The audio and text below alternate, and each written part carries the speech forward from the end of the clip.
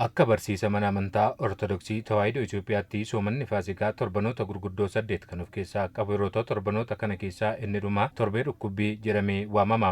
Torbee dhukkubbii kana keessas guyyaan jiran moggaasa maqaa isaanii kan qaban yoo ta'u guyyaan kamisaa guyyaa Yesuus Kiristoos hojii fakkeenyummaa gaarii qabu duuka buutota isaaf itti agarsiiseera jedhan barsiisonni amantichaa EMN'if yaada isaanii kennani.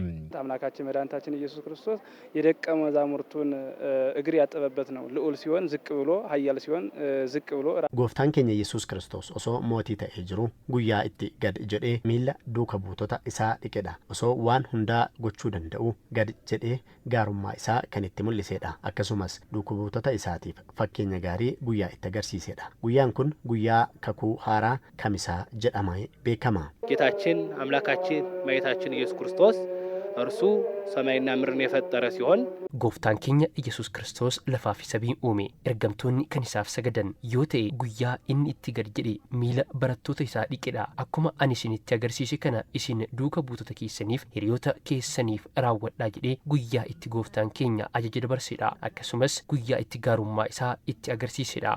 Guyyaan kunis mana amantaa Ortodoksii Tawaahidoo Itoophiyaatti bakka qulqulluu Paatriyaarkii Abune Maatiyaas argamanitti sirna kadhannaa garaa garaan kabajameera.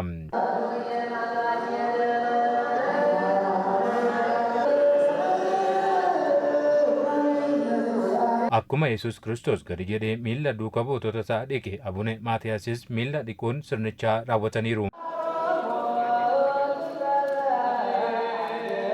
Hojii fakkeenyummaa gaarii qabu Yesuus Kiristoos gadi jedhee raawwaterraa barachuun hundumti keenya waan biyyaa fi walii keenyaaf ta'u hojjechuu qabna jedhaniiru barsiisonni amantichaa EMN'if yaada isaanii kennan kunneeni. አምላካችን መድኃኒታችን ኢየሱስ ክርስቶስ ግን የደቀ መዛሙርቱን እግር ሲያጥብ እኛ እሱን አርአያ አድርገን ጎፍታን keenya faayisaan biyya lafaa Yesuus Kiristoos gad jedhee yeroo miila duuka buutota isaa dhiqu nutis isa kana fakkeenya taasifachuun nutis warreen umriin nu gad jiraniif kutaaleen hawaasaa garagaraaf gaarummaa qabnu akka mul'isnuuf kanaaf guyyaan kun akka guyyaa ajajamuutti jedhamee fudhatama.